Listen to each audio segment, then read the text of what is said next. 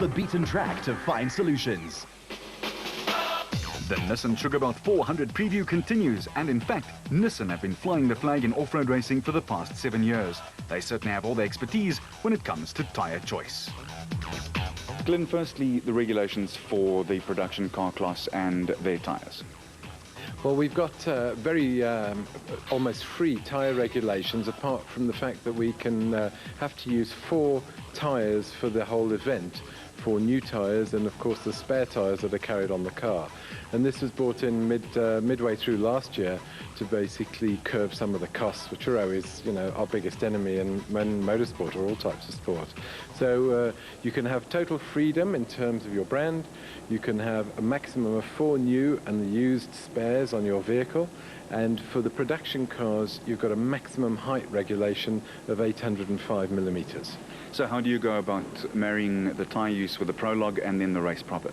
Well, we always use the 4 new tyres. The prologue is so important. So we use the 4 new tyres for the prologue and then use them again for the race.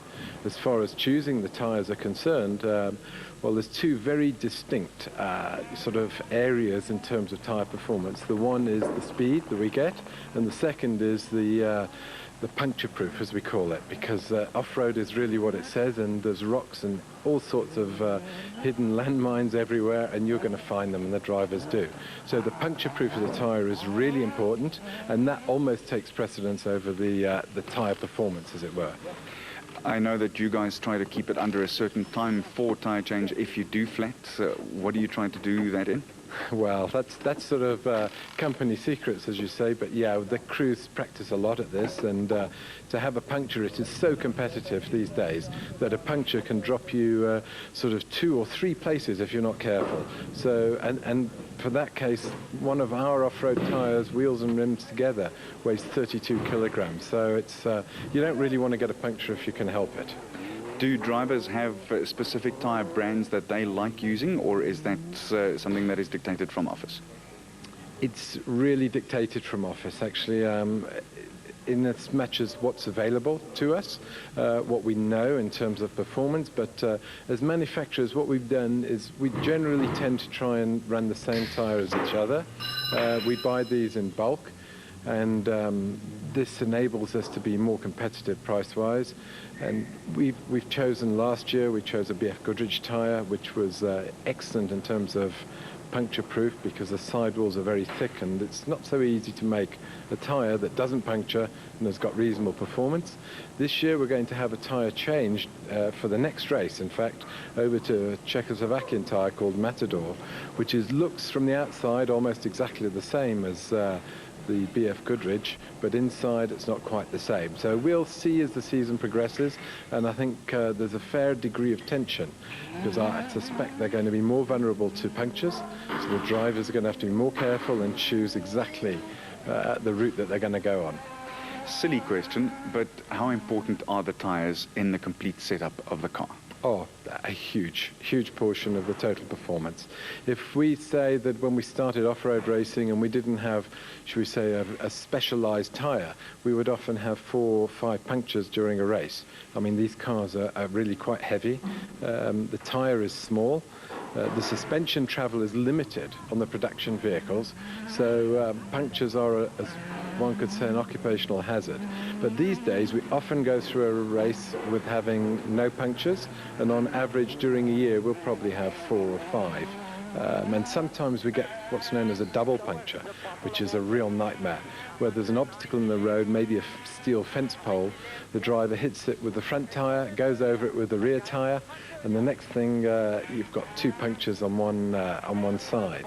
The trick is, of course, is if you spot them at the same time, which often doesn't happen. Let's talk about the upcoming race. The pressure's on for Nissan after Toyota's last win. I know that there are some other areas that people are also looking at, but obviously you want to get back to your winning ways in the next one.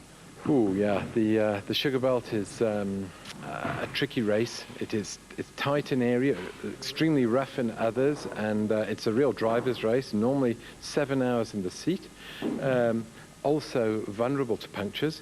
I think we'll all be on the new tyres for this race, so the pressure's on. But yeah, we've got quite a big test session planned before the race, so we've got some new items that we're going to be introducing into the car, and hope that this gives us a bit more performance. And over the last season or so, Ivar Tollefsen and Quinn Evans have obviously also come to the fore. They really are now contenders. Yeah, I mean, Ivar and Quinn have really outshone themselves almost. They came in last year and took it relatively easy in the beginning and have just built up more and more speed, and now he's a force to be reckoned with. And Ivar's a very successful businessman, but a very determined sportsman. So he's not taking this lightly. He takes it very seriously, and we're extremely happy with his consistent performance. And then having Duncan Voss and Hannes Grobler in the same team must be a dream in one way and very tough in another. Well, they have given me a few grey hairs from time to time, that's for sure. They look, we need each other, teammates, to push each other further forward. And so we're extremely happy to have two of the best drivers available, huge experience, and they very often, the cars come back with almost not a scratch on it, and that's great for the team. And the speed is there, so we'll see. And how is Jean Moore coming along in the co-driver's seat with Hannes? Yeah, Jean's progressing nicely. In the first race in the Nissan the Nissan 400 in Darling, they were first on the road, and the navigation's very tricky when you're under real pressure, and he performed brilliantly for a long, long way. And I remember Duncan and Ralph saying, well, let's see how long it is before he makes a mistake under pressure, and he really didn't make one, so he did nicely that. Back to where the rubber hits the road, though, to show you the wear and tear of this type of racing. You're going to be looking at two tyres, one brand new, one used in last time's racing at the Longmore Forests. Glyn, talk us through it. Well, we've got two tyres here. This is the new Matador tyre from the Czech Republic that we're going to be using. I don't have a new BF Goodrich anymore to show you, but they're both exactly the same tread decks when they're new, around about 10.5 millimetres. And here we see this is a BF Goodrich that came off the car from Hannes in the last race, and it's literally nearly worn out. There's probably 3 millimetres of tread.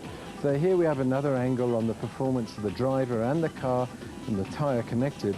If he wants to push flat out in the beginning, at the end of the race, I mean, this is 400 kilometres non-stop, the driver has to remember that he might not have any tread left at the end. So, in Longmore Forest, it started raining at the end, and it might have been really critical had the event finished another hour later. But we can see how tough it is on the tyres. This is the new Matador tyre. The sidewall is quite broad and deep, and we need this in order to cope with all the rocks and the ditches and all the things that these cars come across during the races. As far as dry and wet conditions are concerned, there's obviously then a major difference in the performance of the tyre. There is a huge difference, and of course these tyres are designed really for rocky, hard conditions. 400 kilometres of really tough, unseen terrain. So if it was raining from the start, one would have a big decision to make. Poor wet performance, which they are because the tyres have got stiff sidewalls, versus having the possibility of punctures. Generally, we only use one tyre, and that's this tyre, whether it's dry or wet. And in the beginning, the drivers have to watch out and be really cautious, not sliding off and hitting things. But later on, the events tend to dry out as the day goes on, and then the tyre comes into its own.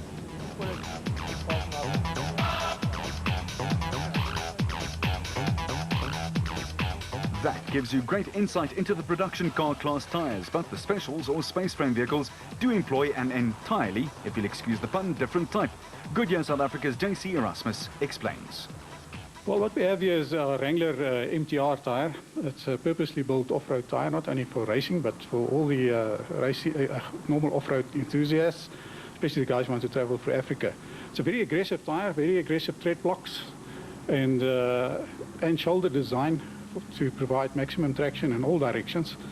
People sometimes think the traction is only when you put the power down, but these vehicles don't need to slide or slip off a face. And then what happens with the shoulder blocks is also extended into the sidewall for additional traction in soft soil or muddy conditions, and even in sand, when, provided you let the pressure down. Now, if you look at this whole design, then because it's extended into the sidewall, it's quite a wide footprint, which also assists with additional flotation, and that's why the tyre's got magnificent traction. Most of the A-class competitors use Goodyear. Why? Well, I think the important thing about this tyre is, of course, the traction, because the A-class Well, the special vehicles is two-wheel drive, so you need all the assistance you can get from the back tires.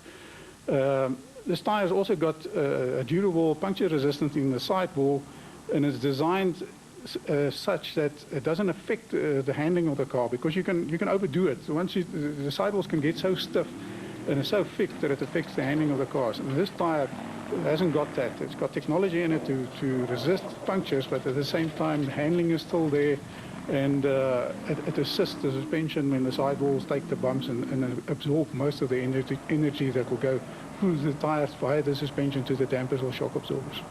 Goodyear has been involved in motorsport for a very long time.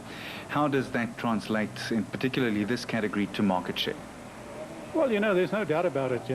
I think the guys who are serious about off-road racing have a very good look at the tires, and especially if you run a tire that's available on the shelf. This is not a purposely built racing tire. This is a tire that's available on the shelves. Then the guys, everybody wants it. The guys who are serious about off-road racing say they don't want anything else on the car.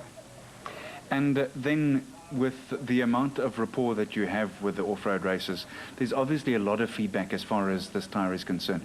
What have you learnt out of it, and what has it meant for the progression of the tyre? Well, the amazing thing is, quite often we sit down in discussions that the development of the successor of this tyre is already underway. And one of the things that they will look at is to increase the speed limits, because even in off-road racing, we've seen the speeds just going up and up all the time. And all these aggressive tyres are not really designed to do those high speeds. This one, for example, can do 160 km an hour at maximum loads, no problem. And occasionally, we know that off-road racing guys in South Africa exceed most probably 180 km an hour. But the tyre can handle it. Short bursts like that is not a problem. But future development, I think, will have a serious look at it. And of course, the new SUV coming on the market got these 18, 19 and 20-inch wheels with low profiles.